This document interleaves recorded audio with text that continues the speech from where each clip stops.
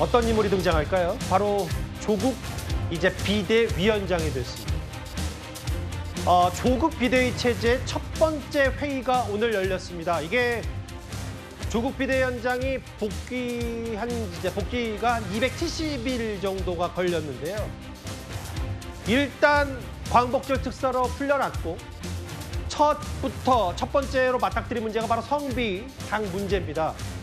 수습에 나서기 시작한 조국 비대위원장에게 그런데 어제 가해자로 지목된 김보엽 전 대변인이 아예 성추행 사실을 부인하면서 벌써부터 난관에 봉착한 느낌입니다. 조국혁신당 비상대책위원장 조국입니다. 독배라며 저를 말리는 분이 많았습니다. 다치지 않도록 뒤에 있으라라는 말도 많이 들었습니다. 그러나 그것은 계산입니다. 저는 그렇게 정치하지 않겠습니다. 정치는 책임입니다. 제가 책임지고 피해자의 상처 치유, 온전한 보상, 재발 방지, 제도 개선을 하겠습니다. 김보엽 전 대변인에 대한 제명이라는 당의 결정은 변함이 없습니다. 앞으로도 변함이 없을 것이고요. 비대위는 피해자의 회복, 치유를 위해서 매진할 것입니다. 조국 비대위원장, 김보엽 전 대변인이 어제 성추행 사실을 부인했는데 오늘 저 기자들의 질문을 받고 제명에는 변함이 없다고 했어요. 진실공방으로 진행되는데 구자랑 변호사님, 그 얘기를 하기 전에 이제 가해자로 지목된 김보엽 전 대변인이 본인 그런 사실이 없다라고 얘기했는데 저는 그 전에 조국혁신당이 꽤 시간을 들여서 외부에도 맡기고 했더니 시스템으로 다 봤더니 이게 맞다라고 제명을 했는데 그럼 뭡니까? 이게 외부에 맡겼는데도 진위 여부조차 제대로 가해자 말만 들으면 파악이 안 된 거예요?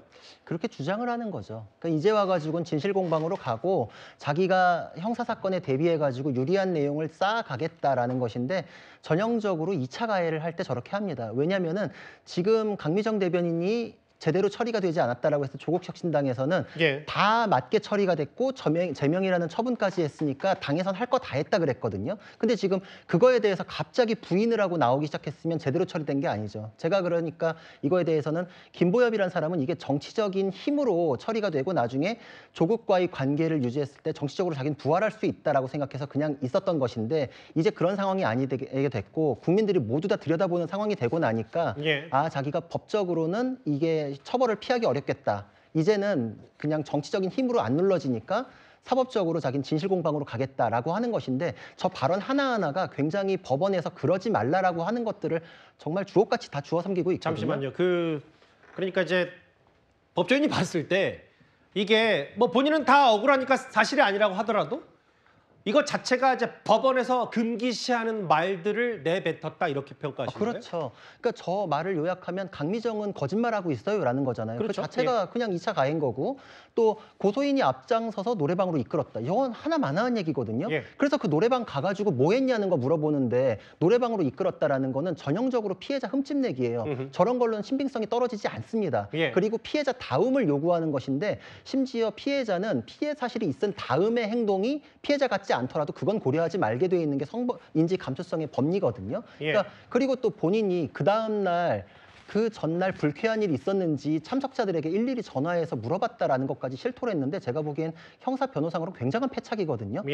불쾌한 일이 있었다고 자기도 뜨끔하니까 관련자들한테 물어봐가지고 누가 아는 사람 있나 이렇게 했던 걸로 추측이 되는데 지금 저런 걸 가지고 언급이라고 하면서 하는 건 전형적인 2차 가해지 형사 변호에 있어서는 아무런 의미가 없다. 진실공방으로 갔을 때 피해자에게 고통을 주는 건 오히려 양형 가중 사유일 뿐이다. 이렇게 말씀드리겠습니다. 그 성춘 부장님 지금 조국 비대위원장이 어떤 위치에 놓였냐면 지금 이제 앞만 보고 피해자 이제 앞으로 언급도 안 할 거다.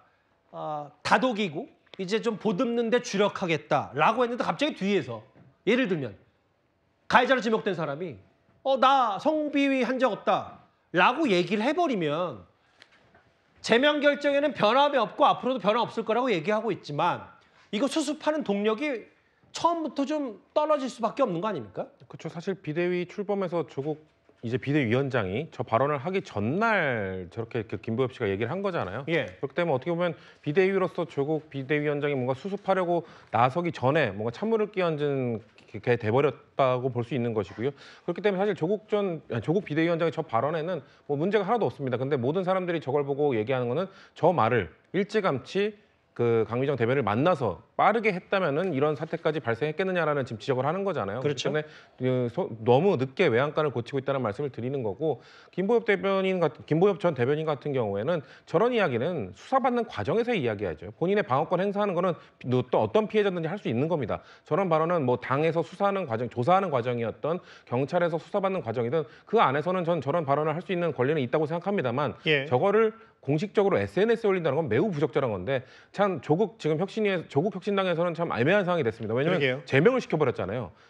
이제 당원이 아닌 사람이 돼버렸으니까 저거에 대해서 지금 그 조국 비대위원장도 자중하라고 얘기를 했습니다만 당 차원에서 막을 수 없죠. 조국 당 사람이 아닌 거죠. 내보내버렸으니까요. 예. 그러니까 참 지금 조국 혁신이 입장에서는 비대위 입장에서는 참 애매한 상황, 곤란한 상황이 됐다라고 볼 수 있을 것 같습니다. 근데 저는 오늘 기자회견에서 뭐 김보엽 전 대변인 제명에 변함이 없다는 메시지 말고도 강성필 부위원장님 이 부분이요. 네. 조국 위원장이 얘기하는 게 뭐냐면 뭐 지난주 말에 설왕설래가 있었잖아요. 강미정 전 대변인 만나니 많이 뭐 연락이 됐냐 아니니. 근데 보니까 기존 대리인 강미숙 고문이 아니라 다른 분을 통해 진심으로 당과 소통하겠다는 의사표시를 했다라는 건 강미숙 고문이 이제 조국 혁신당 같이 이제 준비했던 사람이기도 한데 그 사람 말고도 강미정 전 대변인과 이제 뭔가 한 걸음 한 걸음씩 다가갈 수 있는 소통 창구가 다른 게 마련됐다라는 얘기입니까? 뭐 그렇게 저도 이해를 하고 있습니다. 그런데 저는 개인적으로 이제 조국 혁신당의 조국 비대위원장으로서는 강미정 씨와 소통을 계속하고 그 이후에 강미정 씨가 복당을 하게 된다는 것은 본인이 비대위원장이 돼가지고 이 사건을 마무리했다, 봉합시켰다라는 것을 이제 말하고 싶어하는 것 같습니다. 예. 그런데 저는 강미정 씨가 오죽했으면 기자회견까지 열어서 탈당을 했겠습니까? 그래서 저것은 어떤 대리인과 연락을 하고 있는지 모르겠지만 예. 강미정 씨 또한 마음이 설사 풀렸다고 하더라도 또 지금 뭐 김보엽 씨 같은 분이 저렇게 또 SNS에 글을 올리고 있는데 어떻게 조국 혁신당과 좋은 관계를 만들어 가겠습니까? 그래서 저런 것들은 좀 현실적으로 어려워 보인다 그렇게 보여집니다.